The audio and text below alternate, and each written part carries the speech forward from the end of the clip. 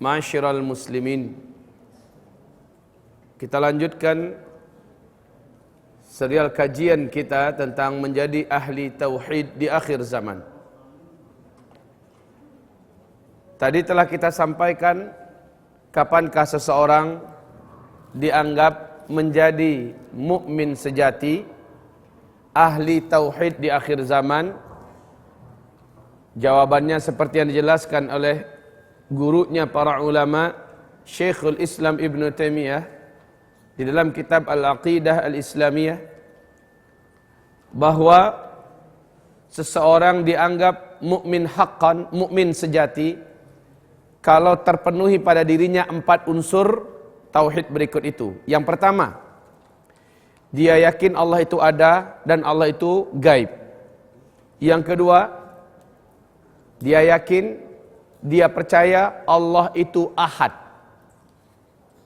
Dan yang ketiga, dia berikan kepada Allah hak tauhidnya. Dan hak tauhid pada zat Allah itu ada 3. Tauhid rububiyah, tauhid uluhiyah, tauhid asma was sifat. Tentang tauhid rububiyah, dia adalah rukun dalam tauhid, tetapi tidak menentukan seseorang selamat dari neraka atau masuk ke dalam surga. Tanpanya tidak sah tauhid orang, tapi dengannya seseorang belum tentu masuk surga. Sebab apa? Sebab tauhid tipikal yang kayak gini ini lebih ringan. Bagaimana lebih ringan? Hanya sebatas cukup yakin dan percaya saja. Sebab iblis pun punya tauhid seperti ini. Baca surah Al-Mu'minun, Allah sendiri mengabadikan dalam Al-Quran surah Al-Mu'minun bahwa ternyata kaum musyrikin saat Nabi Muhammad diutus ditanya, wala in sa'altahum, dan sungguh jika engkau bertanya kepada mereka, man khalaqas samawati wal ard, sayaquluna Allah, siapakah yang menciptakan langit dan bumi ini? Pasti mereka menjawab Allah. Coba lihat Pak, orang-orang musyrikin Quraisy itu kalau ditanya siapa pencipta langit dan bumi, Allah katanya. Kalau engkau tanyakan kepada mereka, siapakah yang memiliki semua apa yang ada di langit dan yang ada di bumi? Siapakah raja yang di langit dan di bumi? Pasti mereka menjawab Allah.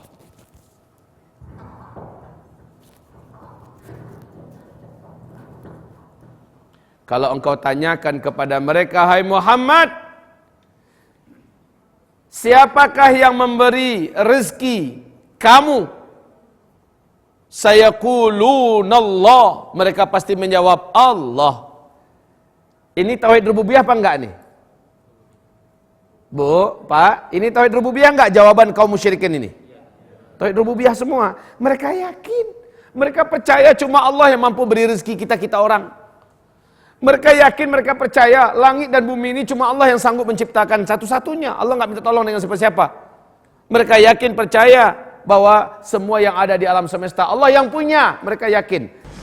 Bapak Ibu yang kami muliakan, lanjut ya. Baik, sekarang sudah jelas makna la ilaha illallah, yaitu tidak ada yang pantas diibadahi kecuali hanyalah Allah.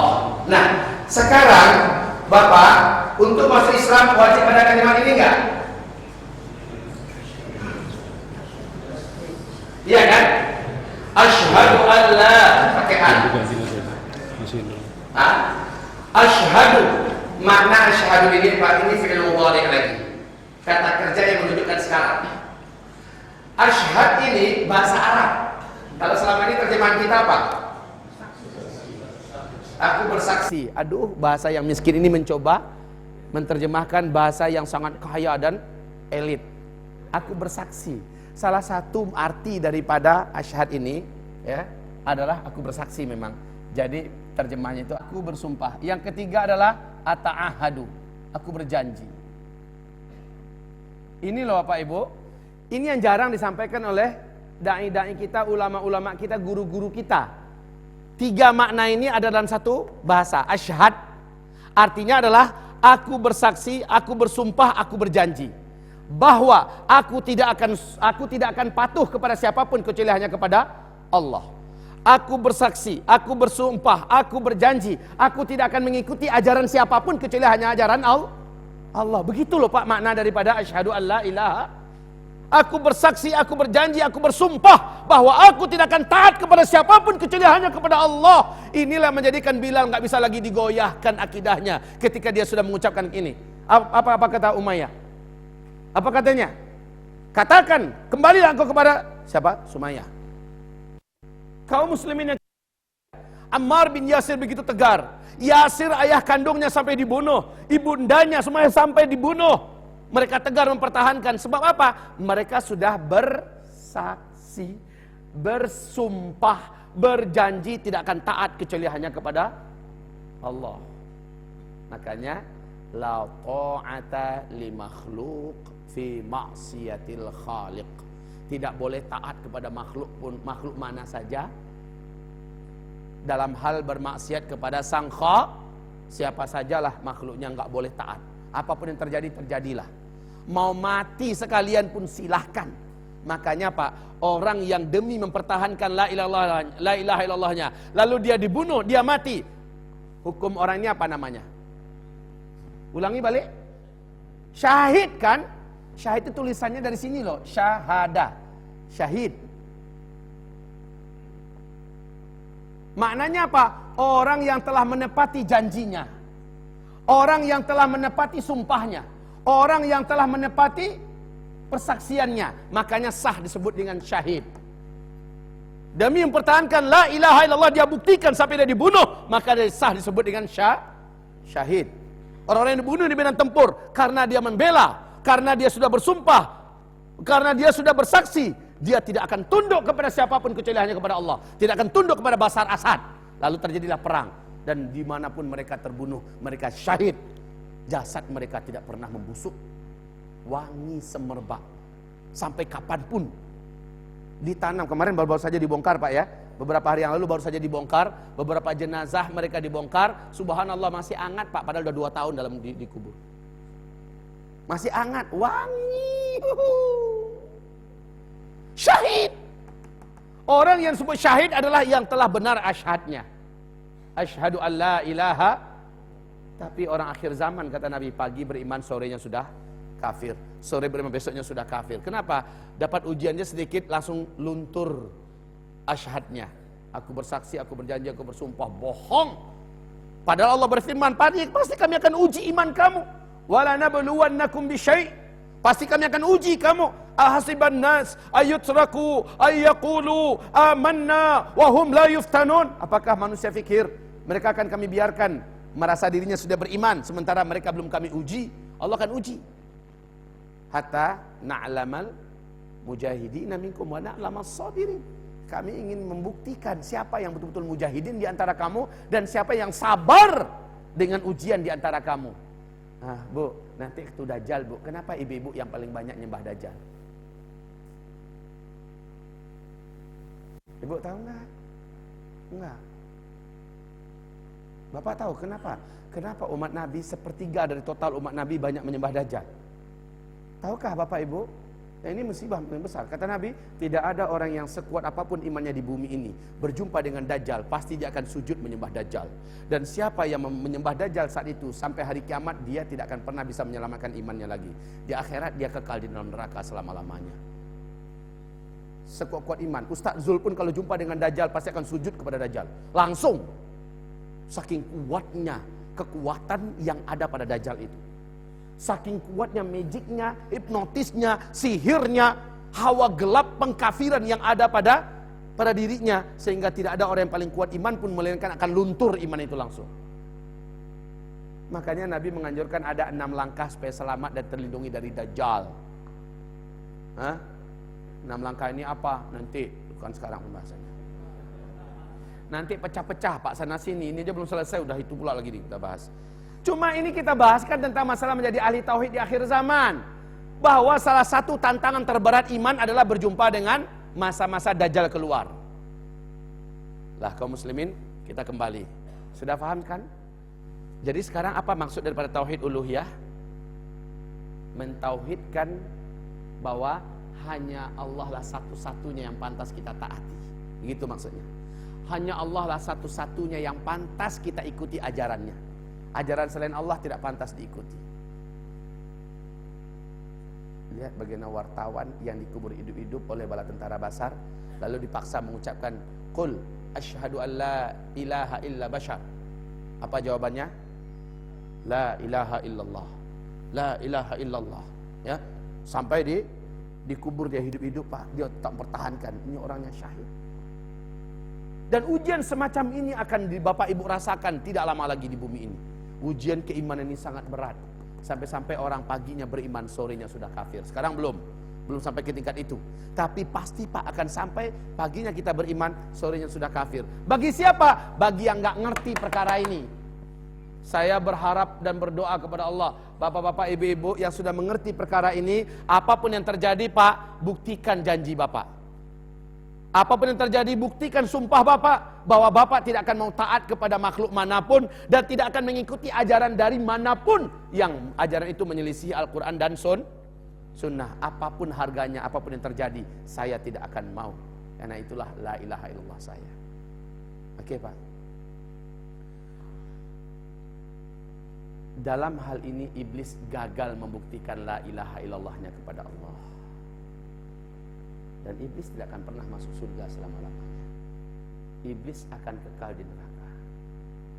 Sebab apa? Iblis batal di segi ketaatannya kepada Allah. Satu saja yang Allah suruh kepadanya, dia tidak mau tunduk, tidak mau taat, maka Allah batalkan la ilaha illallahnya. Betul tidak? Iblis ini sebelum dia dinamakan iblis, siapa namanya semula? Siapa namanya? Saya bertanya. Azazil. Silakan baca dalam tafsir Al-Hafiz Ibnu Katsir, ya. Bagaimana iblis ini semula dia adalah jin yang sangat soleh, sangat taat. Saking soleh dan taatnya dia dinaikkan levelnya setingkat dan selevel dengan para malaikat. Ketika seluruh jin-jin penumpah darah dan pembuat kerusakan di muka bumi diperangi oleh para malaikat sampai habis, yang tersisa lari ke gunung-gunung, ke bukit-bukit, ke gua-gua, ke hutan-hutan, ke pulau-pulau, Allah biarkan, gak usah diburu. Lalu Azazel ini disuruh kembali bersama para malaikat naik ke langit. Allah umumkan, saya akan ciptakan pengganti baru, yaitu khalifah yang akan meramaikan, memakmurkan bumi dari makhluk baru. Bisik-bisik itu Azazel pada malaikat. Nanti kayak bangsa kami lagi nanti perbuatan makhluk baru itu, membuat kerusakan di mana-mana, menumpahkan darah semacamnya. Iya kata para malaikat. Lalu mereka mengatakan, ataj'alu fiha may yufsidu fiha wa yasfikud dima wa nahnu nusabbihu bihamdika wa nuqaddisu lak. Ya Allah, kami tak rela engkau dimaksiati. Cukuplah kami saja ya Allah makhlukmu, kami setia beribadah kepadamu. Please ya Allah, jangan ciptakan makhluk yang lain. Allah mengatakan, saya sudah punya rencana dengan ilmu saya yang kalian tak tahu. Lalu Allah ciptakan Adam. Allah lengkapi Adam itu dengan kapasitas ilmu yang tidak ada pada para malaikat, bahkan tidak ada pada si Azazil. Setelah diuji, ternyata kalah seluruh malaikat. Orang yang kayak gini ini, hai seluruh hamba-hambaku, tidak akan pernah mau membuat kerusakan di muka bumi. Orang yang berilmu maksudnya, seperti Adam ini tidak akan membuat kerusakan. Allah Subhanahu wa taala perintahkan, wa idh qulna lil malaikati isjudu li Adam fasajadu illa iblis. Seluruh mereka spontan sujud illa iblis. Langsung saat itu juga lengket nama baru kepada si Azazil, yaitu iblis. Iblis itu artinya apa? Dari ablasa yublisu iblisa. Makhluk yang sangat berputus asa dari rahmat Allah. Inilah iblis. Pak, dia taat, dia soleh, tapi ada satu perintah Allah yang dia tidak mau jalankan. Batal langsung la ilaha illallahnya. Aba wastakbara wa kana minal kafirin. Dia tidak mau menjalankan perintah Allah dan dia melihat dirinya lebih terhormat daripada Adam. Wa kana minal kafirin, adalah iblis itu termasuk di antara orang-orang yang kafir. Allah kafirkan dia. Coba lihat, satu saja. Makna ilah tadi apa? Makna ilah? Taat atau mengikuti ajaran. Sekarang Allah perintahkan, nggak mau dia. Satu saja perintah Allah yang dia tidak ikuti, dia tolak, maka saat itu juga si iblis langsung dihukumi kafir oleh Allah Subhanahu wa taala. Coba bayangkan, Pak. Bayangkan. Ketika Abu Bakar As-Siddiq dibayar menjadi khalifah, ada enggak satu kabilah yang tidak mau bayar zakat? Ada enggak? Ada enggak, Bapak Ibu? Tugas pertama Abu Bakar As-Siddiq adalah memberakatkan Usamah bin Zaid untuk pergi berperang sesuai dengan mandat yang telah diamanahkan Nabi. Tugas yang kedua adalah memerangi kabilah yang dianggap sudah murtad. Seluruh sahabat sepakat. Kenapa kabilah itu dianggap murtad? Karena mereka menolak salah satu rukun Islam, wajib bayar zakat. Seluruh sahabat sepakat orang itu sudah murtad, keluar dari Islam, diperangi. Mula-mula Umar agak keberatan. Wahai khalifah, mereka masih bersyahadat, mereka masih sholat, mereka mau haji, ibadah-ibadah dalam agama ini semuanya mereka oke. Cuma zakat aja yang mereka menolak. Masa kau akan perangi dan dihukumi murtad? Maka dijelaskan oleh Abu Bakar. Setelah Abu Bakar menjelaskan, lapanglah dada Umar, mantap hati Umar, dan sepakat. Seluruh sahabat langsung menjadi ijma', mereka memang sudah murtad. Coba lihat, Pak, satu saja ajaran yang turun dari langit, satu saja syariat Allah yang ditentang, ditolak, dibenci, dimusuhi, tidak ditaati, orang ini dihukumi batal, la ilaha, semacam iblis. Persis. Gimana kira-kira? Banyak kena nggak orang sekarang? Banyak kena nggak orang sekarang? Bu, banyak kena orang sekarang, Bu? Satu saja syariat Allah yang ditolak. Satu saja perintah Allah yang dibenci. Satu saja syariat Allah yang dimusuhi. Maka orang ini macam iblis nasibnya. Batal syahadatnya. Batal syahadatnya. Kaum muslimin, Wahab bin Munabbih. Siapa ini Wahab bin Munabbih? Salah seorang di antara ulama tabi'in. Beliau ditanya oleh murid-muridnya, "Syekh, benarkah hadis Nabi yang mengatakan man mata wa huwa ya'lam annahu la ilaha illallah dakhalal jannah?" Siapa yang mati sementara dalam hidupnya dia sudah tahu apa makna daripada la ilaha illallah, dia sudah yakin, dia pasti masuk surga. Benar enggak itu hadisnya, Syekh? Kata Syekh Wahab bin Munabbih, benar, hadis itu sahih. Syekh, kami dengar ada Nabi berkata begini, benar enggak hadisnya? Man kana akhiru kalamihi la ilaha illallah wajabat lahul jannah. Siapa yang adalah akhir kalimatnya dalam hidupnya yang dia baca adalah la ilaha illallah wajabat lahul jannah. Apa artinya? Wajib dia masuk surga. Benar enggak ini hadisnya dari Rasulullah? Apa Syekh Wahab menjawab, benar, itu hadis sahih. Tapi kamu harus tahu ya, kata Syekh Wahab, likulli babin miftah wa miftahul jannah la ilaha. Setiap pintu itu ada kunci pembukanya, dan kunci pembuka surga itu adalah la ilaha illallah. Lalu apa kata Syekh Wahab pada muridnya ini? Tahukah engkau, pernah enggak lihat? Coba Pak, kunci motor, kunci mobil, kasih lihat satu. Pinjam kuncinya, enggak diminta loh Pak. Ayo yang punya, coba. Kalau enggak saya bubar nih. Nah, Syekh Wahab kan bertanya, anggap aja nih pintu, kunci membuka pintu mobil kayak atau Bapak Ibu, kata Syekh Wahab, pernahkah engkau melihat ada kunci yang tidak ada gigi-giginya? Ada giginya enggak? Ada. Dengan gigi ini bisa kebuka. Satu aja patah, kebuka enggak? Satu aja giginya ini patah, enggak akan kebuka itu pintu. Ini maknanya Pak, makna penjelasan Syekh Wahab bin Munabbih kepada muridnya ini. Kalau ada di antara gigi-gigi la ilaha illallah itu, hai muridku, patah satu saja, pintu surga tak akan bisa engkau buka. Inilah nasib iblis, patah satu giginya. Dia tidak taat ketika Allah suruh sujud kepada Adam. Masya Allah. Gimana Bu? Ada nggak kita lihat anak gadis kita, ya, dia tidak taat ketika disuruh sholat. Sholat anak, nak sholat itu wajib bagi mak, nggak bagi saya. Kan begitu. Ya Allah, ini sama, patah satu gigi la ilaha illallahnya. Untuk orang macam ini, jika ia tidak taubat sebelum dia meninggal dunia, dia tidak akan pernah bisa membuka pintu surga. Artinya orang ini tidak di surga tempatnya. Ngeri loh Pak. Ngeri loh Pak. Beda dengan orang, kenapa kamu nggak pakai jilbab? Jilbab itu kan wajib. Iya sih, saya tahu wajib dan berdosa kan nggak pakai jilbab. Saya sadar itu kayak gitu. Ya tapi kayaknya masih belum siap aja, kalau gitu kan? Orang ini dihukumi dalam fikih Islam tetap muslimah Pak. Syahadatnya masih diakui, tetapi wanita ini disebut dengan athimah, pendosa besar. Tapi dia masih tetap muslimah. Jangan mentang-mentang orang lihat nggak pakai jilbab kafir kamu. Ada satu perintah Allah yang tidak kamu taati. Suruh pakai jilbab, kamu nggak mau kan? Jadi kalau ada orang nggak mau pakai jilbab, tanyain dulu, apakah kamu menolak syariat ini atau bagaimana? Saya tahu ini syariat Allah, ini wajib. Saya tahu berdosa, tetapi saya belum siap sekarang. Please deh, jangan paksa aneh. Gitu. Ya kalau dia sudah meyakini begitu Pak, dia muslimah. Paham? Dia muslimah. Sama dengan ibu-ibu. Oh, Bu, ini pasti ibu-ibu sentimen kalau udah dengar nih. Poligami. Iya kan Bu ya? Di mana-mana ibu-ibu yang hidup di zaman sekarang Pak paling benci dengan kalimat poligami.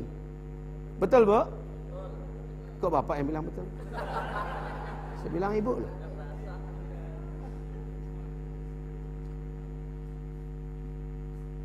Sehingga ada seorang wanita di Indonesia ini yang suaminya pernah jadi presiden. Dia pernah mengusung wanita satu Jawa untuk mengambargo rumah makan Wong Solo. Gara-gara apa? Gara-gara si pemilik rumah makan Wong Solo ini poligami. Dan rame-rame diajak kaum muslimah se-Jawa untuk menolak ayat tentang poligami. Gimana hukumnya tuh kira-kira Bu? Bu, hukumnya gimana? Sudah berani menolak ayat. Semua ayat dia terima, tapi ayat poligami dia tolak. Jangan ikut ketawa Pak. Saya hanya bicara dengan ibu sekarang. Ya, Bu, silakan jawab Bu. Gimana hukumnya dengan wanita yang menolak satu ayat di antara ayat-ayat Allah? Sekedar itu aja. Yang tegas dok Bu. Satu saja syariat Allah, buka surat Muhammad ayat 8. Satu saja syariat Allah, ada yang dibenci, ada yang dikufuri, maka batal la ilaha illallahnya. Buka surat Muhammad ayat 8. Silakan buka surat Muhammad ayat 8. Alladzina kafaru fata'sal lahum wa adalla a'malahum. Orang-orang itu telah kafir, maka celakalah mereka dan sia-sialah seluruh amalan mereka. Kenapa mereka kafir? Ayat 9-nya. Dzalika bi annahum karihu ma anzalallah. Itu karena mereka membenci apa yang Allah turunkan. Satu ayat saja jadilah dia benci, maka Allah hukum dia kafir. Jelas kok ayatnya. Itu ayat muhkamat, itu bukan mutasyabihat. Baik, jelas Bu? Jelas Bu? Saya doakan semoga ibu tidak pernah dipoligami. Kuat banget, amin apa? Amin. Tapi ada wanita begini, Pak Ustadz, saya beriman dengan ayat manapun dalam Al-Quran, gak ada satupun ayat yang saya beda-bedakan, termasuk ayat poligami. Demi Allah Pak Ustadz, saya beriman itu kalamullah yang suci. Tapi kan boleh kan Pak Ustadz, kalau saya minta dan doa pada Allah supaya selama saya masih hidup, suami saya cukup saya istrinya. Pak Ustadz boleh kan? Jawabannya boleh Bu, tandanya ibu normal. Itu jawaban yang benar ya. Boleh gak Pak Ustadz? Ya Allah, silakan suami hamba poligami, tapi setelah hamba mati ya Allah. Boleh gak? Boleh. Gak apa-apa. Sah-sah saja, normal-normal saja. Lah, selama dia tidak menentang tuh ayat. Ya Allah, semua ayatmu hamba ridho, hamba terima, tak kecuali ayat poligami ini. Jujur ya Allah, saya tak terima. Udah kafir dah tuh. Batal syahadatnya, asyhadu an la ilaha, sama dengan iblis nasibnya. Baik, kaum muslimin, terlalu panjang ya saya ya.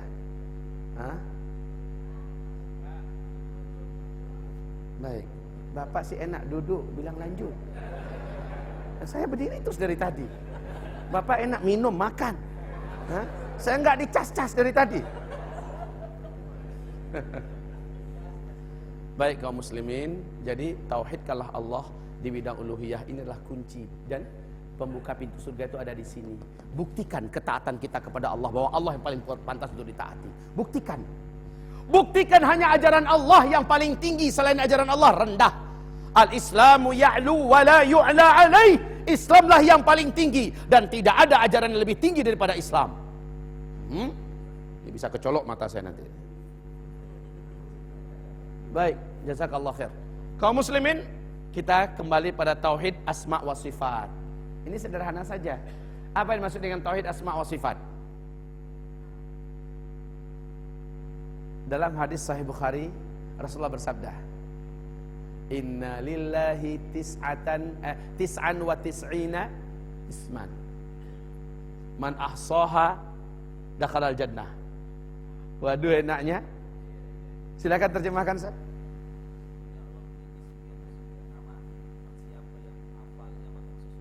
Wah. Ulangi balik, Ustaz. Ulangi balik. Sesungguhnya Allah memiliki 99 nama. Barang siapa, kalau diterjemahannya ya, barang siapa yang menghafalnya maka dia masuk surga. Nggak usah sholat, nggak usah puasa, nggak usah haji, nggak usah zakat, nggak usah berzina aja kemana-mana, minum khamar segala macam, judi, merampok, bunuhlah orang segala macamnya. Yang penting hafal Asmaul Husna 99 pasti masuk surga. Kan begitu jadinya, betul tidak? Masuk surga apa? Itu hadisnya kayak gitu. Ternyata imamnya para ahli hadis menjelaskan makna ahsoha. Imamnya para ahli hadis siapa? Syekh Ahmad bin Hambal. Imam Ahmad bin Hambal digelari oleh para ulama-ulama sepanjang sejarah sampai hari kiamat sebagai Imamul Muhaddithin, imamnya para ahli hadis. Beliau menjelaskan makna as-soha dalam ayat itu bukan menghafal. Nah, inilah miskinnya bahasa Indonesia. Coba lihat, hadis saja kalau kita pahami sesuai dengan terjemahan perkata, sesat kita memahami hadis. Ini apalagi Al-Quran. As-soha itu bahasa Arab, Mas. Bahasa Arab, empok. Makna as-soha itu adalah satu, memahami dengan sebenar-benarnya pemahaman. Pahami dulu. Al-Qadir. Apa makna Al-Qadir? Ar-Razzaq. Apa makna Ar-Razzaq? Ya. Yang kedua, setelah memahami, yang kedua memberikan hak tauhidnya. Ini yang kedua. Amalkan maksudnya, berikan hak tauhid. Contoh, Pak, yang maha menyembuhkan siapa? Allah. Bapak datang kepada dokter. Dok, anak saya, tolong dok periksa penyakitnya apa. Anak bapak kanker, Pak. Dok, maksimalkan usahanya. Coba rawat anak saya. Semoga Allah sembuhkan anak saya melalui tangan Pak dokter. Ini bahasa orang bertauhid ini. Dia berikan hak tauhid pada asma wa sifat. Tapi bahasa orang yang cacat tauhidnya kayak gini. Apa penyakit anak saya, dok? Ini kanker stadium 4. Waduh. Jadi gimana, dok? Ini nyawanya sudah di ujung tanduk. Dok, tolong nyawa anak saya, Pak dokter. Selamatkan anak saya. Apapun caranya, bagaimanapun, berapapun biayanya. Hidup mati anak saya tergantung di tangan Pak dokter sekarang. Jadi datu syirik. Kalau Allah yakin dia namanya Asy-Syafi, apa makna Asy-Syafi? Sang Maha Penyembuh. Jangan ngomong gitu dong kepada makhluk. Seolah-olah makhluk yang bisa menyembuhkan tuh anak. Jangan ngomong begitu. Makanya dokter-dokter muslim pasti nasihatnya begini. Pak Eling. Pak, saya hanya seorang manusia. Saya hanya bisa berusaha. Yang menyembuhkan anak bapak bukan saya, bukan obat. Allah, Pak. Kalau menurut Allah dia akan sembuh, pasti sembuh. Nggak pun dengan obat yang saya kasih, Allah pasti akan sembuhkan. Tapi berobat itu wajib, jadi saya usaha ya Pak ya. Itu bagi dokter tadi yang bertauhid. Coba kalau dokter yang nggak bertauhid, benar Pak. 3 hari umur anak bapak nih. Kan begitu bahasa-bahasa dokter yang nggak bertauhid. 3 hari umur anak bapak, Pak. Kalau Pak telat saja, maka mungkin tidak terselamatkan lagi. Besok mati langsung, Pak. Tapi kalau dokter yang beriman, dia nggak kayak gitu bahasanya. Makanya cari dokter itu cari dokter yang beriman lah Pak. Mentang-mentang rumah sakit itu kan salib, tetapi peralatannya canggih Pak Ustadz, profesional tuh dokternya. Tapi mereka mengkafirkan kita pada ujung-ujungnya. Coba lihat kalau masuk ke situ. Ini Pak kayaknya 2 hari lagi umur Bapak nih. Dokter itu kan hobinya gitu, nakutin orang. Tapi kalau dokter beriman nggak kayak gitu. Dokter beriman pasti dia akan support orang ini. Nah, dokter-dokter yang sekuler, apalagi dokter kafir, pantang ngelihat orang nih, fulusnya nampak duluan. Bapak Ibu yang kami muliakan, Asy-Syafi, Sang Maha Penyembuh. Berikan kepada Allah hak tauhidnya. Kemudian barulah yang ketiga, hafalkanlah. Ini maknanya ya, hafalkanlah. Jadi ulangi yang pertama, pahamilah dengan pemahaman yang benar. Yang kedua, berikan hak tauhidnya. Lalu yang ketiga, hafalkanlah, baru pas. Itulah makna ahsoha, dakhalal jannah. Paham ya Bu ya? Makanya istri saya di Sumatera Barat itu mendesak saya, sebelum udah pergi jauh meninggalkan kami semua, atau sebelum udah meninggal dunia, tolonglah ajarkan kepada kami selengkap-lengkapnya tentang asma wa sifat dengan benar dah. Itu permintaan istri saya, bukan minta fulus dia. Bukan minta emas, bukan minta rumah, ajarkan kami asma wa sifat dengan benar. Agar kami punya pegangan hidup dah. Padahal tiap subuh saya sudah kasih tafsir tuh keluarga besar saya Pak. Saya tutup pengajian saya di masjid untuk tafsir, saya khususkan di kompleks saya. Kajian tafsir itu asal saya di Sumbar, saya ngaji dengan keluarga saya. Keluarga besar. Ya, kalau ada yang di luar mau gabung tafsir silahkan. Saya buat aula sendiri Pak di kompleks saya tinggal, alhamdulillah. Kaum muslimin yang kami muliakan, inilah istri-istri yang haus dengan ilmu. Mereka yang nagih kepada kita. Mereka nggak minta duit, nggak minta emas, tapi ajarkan kami tauhid. Masya Allah. Ya, iri kan dengarnya kan? Baik, selesai Bapak Ibu. Untuk tema yang ini adalah syarat menjadi seorang ahli tauhid yang paling final itu ada di sini. Ini penentu segala-galanya. Saya malam ini mengatakan tidak sempat menyampaikan ini. Kalau ingin kelanjutan next time, pertemuan berikutnya kita akan lanjutkan. Ini adalah perkara yang paling serius. Perkara penentu bagi seluruh keislaman kita. Perkara yang disebut oleh Nabi, 1 orang saja yang ahli tauhid. Selebihnya ahli syirik. Ini akan kita uraikan pada pertemuan yang akan datang kalau masih hidup saya. Kalau enggak, tolong datangkan ulama yang lurus dan benar kemari, minta agar dia ajarkan tentang masalah syirik. Fardu ain Pak untuk mencari tahu tentang masalah syirik ini, fardu ain hukumnya. Bukan lagi fardu kifayah, fardu ain. Innahu may yusyrik billah faqad harramallahu alaihi al-jannah. Allah haramkan itu surga selama-lamanya kalau ada dia melakukan syirik. 1 saja dia buat syirik, haram surga selama-lamanya. Surat Al-Maidah ayat 72 tadi. La haula wala quwata illa billah. Jadi sabalun meninggal Pak, apa akan kebakalan tanah saudalahnya kok? Hah? Nggak ngerti kan? Kita semua kan akan berkalang tanah nanti, akan meninggal maksudnya. Dan sebelum kita dipanggil, maka bersihkanlah tauhid kita dari syawaibus syirk. Tema kita berikutnya adalah waspadai syirik akhir zaman. Jadi tema saya selalu saya kaitkan dengan akhir zaman Pak. Karena kita hidup di zaman ini. Syiriknya sudah macam-macam warna-warni. Jadi waspadai syirik akhir zaman. Insyaallah itu pertemuan kita akan datang. Demikian saja kita istighfar.